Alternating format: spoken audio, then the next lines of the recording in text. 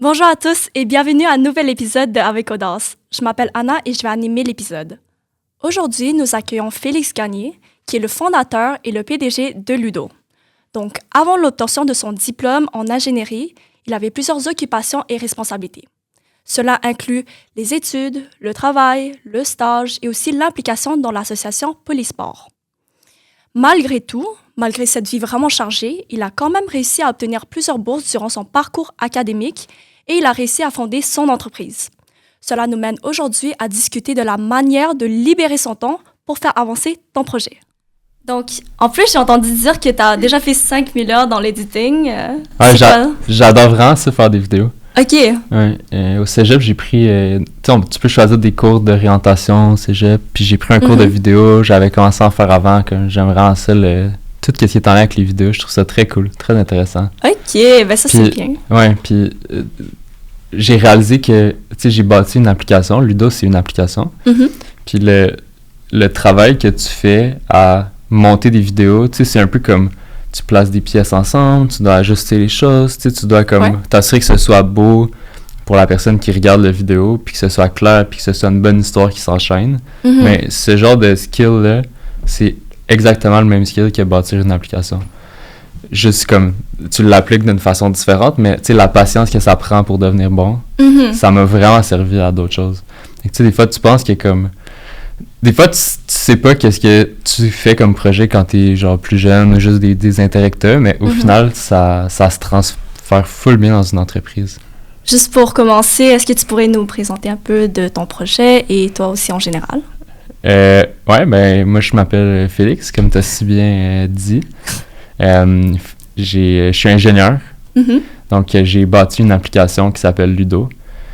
C'est une application qui permet aux entreprises de mobiliser leurs employés, puis d'améliorer la santé physique, la santé mentale des gens, rassembler les gens dans les entreprises. Donc, on est une entreprise technologique dans l'industrie du bien-être au travail. Puis, j'adore ça. Ça fait à peu près 1 an que l'entreprise est lancée maintenant, puis ouais, c'est vraiment le fun. C'est génial. Donc, je suis sûre qu'il y a plusieurs personnes qui se demandent comment on fait pour gérer notre temps, pour libérer notre temps, pour faire avancer notre entreprise lorsqu'on a déjà plein de travail, lorsqu'on a nos activités scolaires en général? Oui. Mais c'est ça, je pense qu'en tant qu'entrepreneur, on a tendance naturellement à vouloir se lancer plein de défis, à vouloir commencer plein de projets parce qu'on on veut apprendre, on veut se développer. Le problème, c'est que quand tu as une idée, à partir du moment où tu as une idée, puis moi, c'est un peu ça qui s'est passé, c'est que j'ai eu l'idée pour l'entreprise Ludo. Ouais.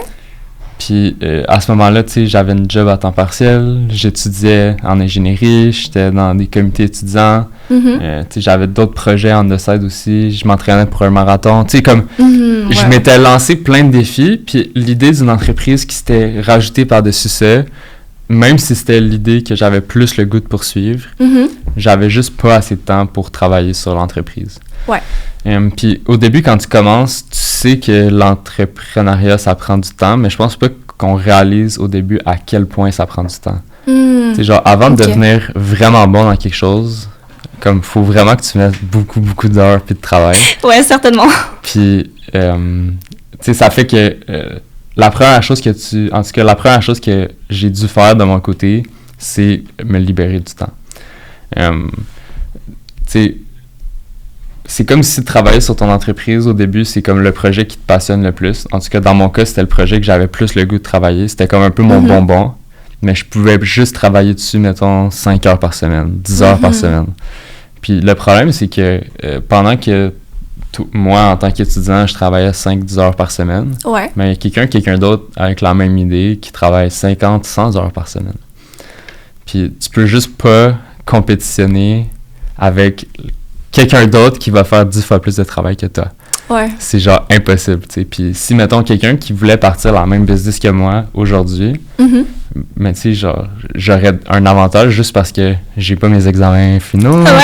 Vous êtes dans vos examens, c'est pour ça que je sais pas quand est-ce que le podcast va sortir, mais vous êtes dans vos examens. Fait que, tu sais, moi, j'ai pas ces distractions-là, fait que je peux me concentrer à 100% là-dessus. Fait que je pense que en tant qu'étudiant, c'est dur parce que tu as tes études, tu peux pas laisser tout de côté, mais je pense que la première étape, vraiment, pour quelqu'un qui dit « j'ai un projet d'entreprise, je veux passer une entreprise », c'est d'essayer le plus possible de libérer son temps. Tu sais, ce que ça va ressembler concrètement, là, c'est que, mettons, tu passes de 5-10 heures par semaine à 20 heures par semaine, 30 heures par semaine, puis vraiment, je connais des gens qui ont fait l'incubateur avec moi, qui avaient des jobs à temps partiel, qui étaient encore étudiants, puis le niveau de progrès qu'on a fait dans le même laps de temps, ça n'a pas rapport, là. Ça n'a pas rapport, tu sais. Fait que, vraiment, genre, d'essayer de libérer du temps, c'est la première étape. Comment on fait ça? Exact, comment on fait ça? Ben, ça dépend qu'est-ce qui occupe ton temps. Puis souvent, ben, il y a des gens qui ont peur de, par exemple, abandonner leur job, leur emploi, parce que c'est leur source de revenus. Puis si tu abandonnes ton emploi, ben, tu te dis comment je vais payer pour mon appart, comment je vais payer pour mon épicerie, comment je vais payer pour... Puis ça, c'est épeurant. Fait que si, mettons, dépendamment, concrètement, mettons, ce que tu dois faire, selon moi, ce que j'ai fait, c'est que tu calcules très concrètement combien que ça te coûte par mois, ton loyer, ta bouffe, tes dépenses minimales. Ton budget. Tu fais ton budget. Honnêtement, de base, tu fais ton budget, puis tu dis, avec l'argent que j'ai aujourd'hui, s'il y a rien d'autre qui rentre, combien de mois qu'il me reste pour que j'ai pas besoin de rentrer plus d'argent. Puis quand moi je suis parti, j'ai fait ce calcul-là, puis j'avais 6 mois.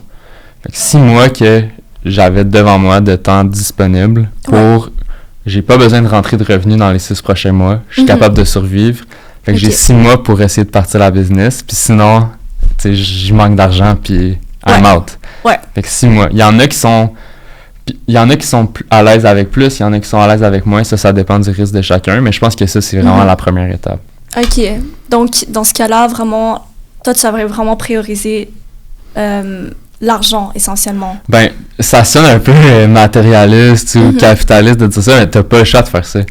L'argent, c'est comme un peu de l'oxygène pour ton entreprise. T'as besoin d'argent juste pour, payer tes trucs à toi. T'as besoin de te payer pour survivre.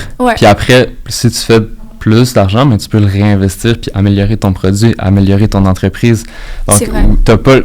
Si tu veux réussir, t'as pas le choix de penser de cette façon-là. Le fait que tu avais dû gérer ton temps de manière différente, quel a été l'impact sur ta santé mentale? Pour moi, ça a pas eu un impact direct, honnêtement. Moi, je suis quelqu'un, j'ai besoin de me mettre des défis ambitieux pour me motiver. Pour moi, c'est une source de motivation. Donc, j'ai pas le choix de me mettre la pression si je veux que ça fonctionne bien. Fait que pour moi, de me mettre de la pression, c'est pas quelque chose qui m'affecte négativement. Je comprends. L'image que je fais dans ma tête, c'est comme un peu... Il y a un coffre qui est rempli d'un trésor caché sur une île déserte. Puis l'entrepreneuriat, c'est de prendre un bateau, traverser, puis aller sur l'île déserte pour essayer de trouver ce trésor-là. Sauf que l'image que je fais, c'est que le moment que tu arrives sur l'île déserte, tu brûles ton bateau, puis tu dis « Je ressors pas d'ici tant que j'ai pas trouvé le trésor. » Puis ça, c'est l'image que j'ai. Pour moi, la seule façon que ça fonctionne, c'est si je me laisse pas aucune autre option. Concrètement, tu sais, je sais que j'ai une formation en ingénierie, je peux retomber, tu sais, j'ai des options, mais dans mon quotidien, je pense pas à mon plan B, jamais. Comment tu mets tes chances de ton côté? Tu sais, on a tendance à regarder les choses vraiment plus compliquées que c'est, puis d'essayer de trouver des façons de hacker le système ou de réfléchir à... Mais au final, ça revient vraiment aux choses de base. Là. C'est-à-dire? Gère ton temps, gère ton énergie, gère ton sommeil, ta santé mentale, ton focus. Puis après ça, tu sais, si tu fais juste la base, je pense que déjà, tu te mets dans une bonne position pour réussir parce qu'il y a beaucoup de gens qui sont même pas capables de faire la base. Ça, c'est vrai. Il y a beaucoup de gens qui se laissent distraire, il y a beaucoup de gens qui gèrent pas bien leur temps, qui regardent leur cell, qui perdent leur temps sur les réseaux sociaux. Tu sais, des choses de base que tout le monde sait, que c'est très logique. Juste d'arriver à faire ces choses-là, déjà, ça te met dans une bonne position. Ça, c'est comme un peu genre le niveau 1. Après, le niveau 2, ben, tu peux aller chercher des... Tu sais, tu peux commencer à te poser des questions un petit peu plus poussées. OK, si je pourrais mettre, mettons, 40 heures, 50 heures, 60 heures sur ma business, sur quoi je devrais travailler? Qu'est-ce que je devrais prioriser? Ça, c'est des questions vraiment importantes. Est-ce que je suis la meilleure personne pour faire ça ou je devrais déléguer à quelqu'un d'autre qui serait meilleur que moi? OK, ouais. C'est genre des questions comme ça. Est-ce qu'il y a quelqu'un d'autre qui pourrait me donner des ressources que moi, j'ai pas?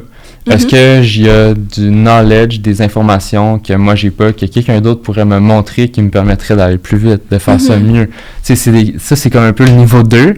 Ouais. Mais, puis après ça, le niveau 3, t'as des choses très fancy. Tu sais, tu regardes des personnes qui ont réussi, qui sont vraiment plus loin que toi, puis tu te dis, tu sais, on va prendre l'exemple d'un vidéo, tu sais.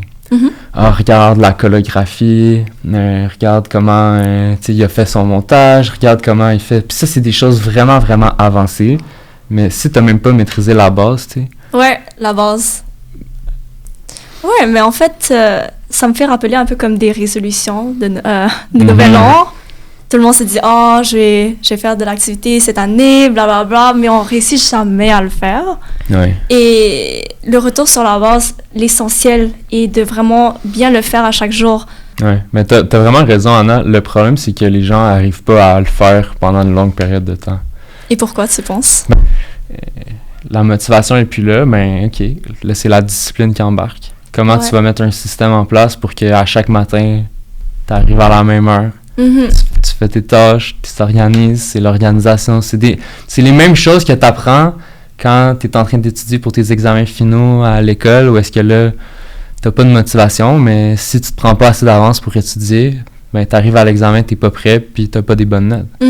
Ben, c'est les mêmes. C'est quelqu'un qui a fait un bac à l'université, là, a tous les trucs de base, toutes les compétences de base pour bien réussir une entreprise. C'est juste qu'à la place de le faire pendant 3-4 ans, la durée d'un bac, ben, il faut que tu t'attendes à le faire pendant 5, 10, 20 ans. Je comprends. Et donc, je me demande comment tu fais, en fait, pour gérer les choses qui sont en dehors de ton contrôle. Si tu essaies de contrôler quelque chose que tu peux pas contrôler, c'est sûr que ça fonctionnera plus.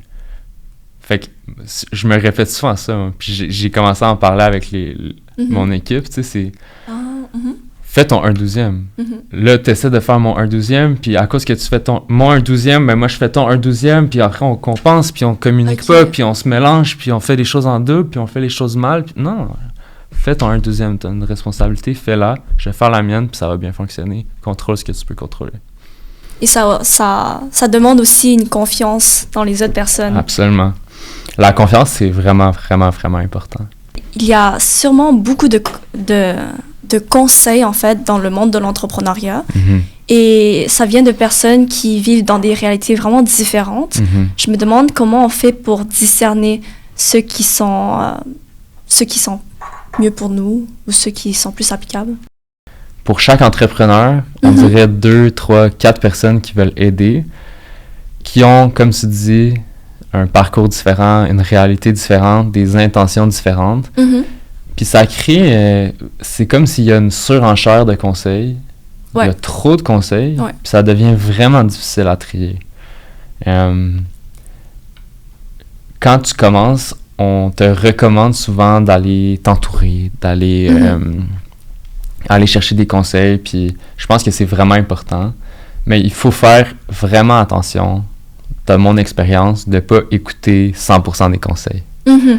C'est ça qui est fou, c'est que il y a des conseils, il y a des gens qui sont bien intentionnés, qui veulent t'aider, mais il faut vraiment faire attention, parce que si tu écoutes tout le monde, tu vas faire plein d'affaires, tu vas répartir ton attention, puis ton focus, comme on parlait au début, qui est si important, mais tu finis par t'éparpiller, puis ça finit par te nuire.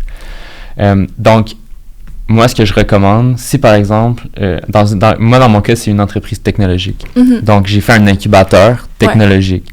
Mais j'ai fait un incubateur. J'avais un mentor. Puis c'est comme, j'essaie de me concentrer, de ne pas aller chercher trop de ressources. Puis c'est ça, pas aller chercher trop de ressources, mais aussi de développer un peu cette espèce d'esprit de je vais essayer des choses. Je vais essayer ça, et si ça marche pas, c'est correct, tu sais.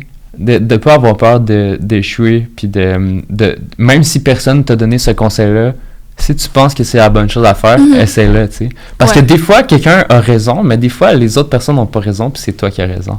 C'est toi qui connais ton entreprise, c'est toi qui connais ta personnalité, tes forces, tes faiblesses. Puis il y a des gens qui donnent des conseils. Par exemple, moi, je te donne un conseil par rapport au sport. J'ai fait plein de sports dans ma vie. si je te donne le conseil, ben, peut-être que toi, tu pourras pas l'appliquer parce que tu n'as pas le même historique que moi. Je comprends. Si, la même chose, si toi, tu essaies de me donner un conseil par rapport aux sciences, t'étudies en sciences, ben moi, j'ai pas le même background que toi, je pourrais pas l'appliquer. C'est vrai. Puis cette dynamique-là est vraiment courante dans le milieu entrepreneurial. Donc, moi, ce que je recommande, puis j'ai vraiment été chanceux à ce niveau-là d'avoir un mentor. Un mentor au début. À chaque 2 semaines, on s'est appelé, on a pris des nouvelles. Puis au fur et à mesure que mon entreprise évoluait, c'est une personne qui avait déjà marché dans le même sentier que moi. Dans le sens, déjà que c'est quelqu'un qui a parti son entreprise quand il était étudiant, de Polytechnique aussi, qui a agrandi son équipe, qui a essayé différentes affaires. Donc, il a pu me donner des conseils qui étaient adaptés en fonction de ce qu'il connaissait de moi parce qu'on a appris à se connaître un peu plus.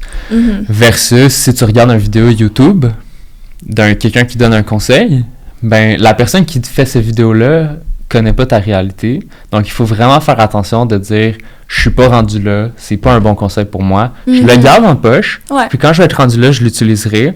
Mais d'essayer de bloquer un peu le bruit pour être capable de te concentrer, c'est difficile, mais il faut être capable de le faire. Il faut être capable de pas écouter tout le monde, même si les gens ont envie de te donner des conseils. Tu parles à ta famille, tu parles à tes amis, tout le monde a toujours des conseils pour toi, là. Tout le monde aime parler. Ah ouais, tout le monde aime penser qu'il a raison puis qu'il va te donner le conseil qui va tout changer, mais c'est vraiment pas comme ça que ça se passe. Souvent, c'est toi qui as la meilleure expertise puis c'est toi qui peux savoir qui est mieux pour toi. Oui, ben en fait, j'ai vraiment apprécié les conseils que tu avais donnés. Je trouve qu'ils sont vraiment pertinents pour les étudiants aujourd'hui. Donc, merci d'en avoir parlé aujourd'hui avec nous. À tous ceux qui nous écoutent présentement et qui sont curieux par le monde de l'entrepreneuriat, sachez que Millennium Québécois vous offre plusieurs programmes et services qui sont gratuits à la communauté d'UDM. Et avant de partir, n'oubliez pas de liker, de partager et de vous abonner à notre chaîne YouTube et à notre compte Instagram. Bye bye!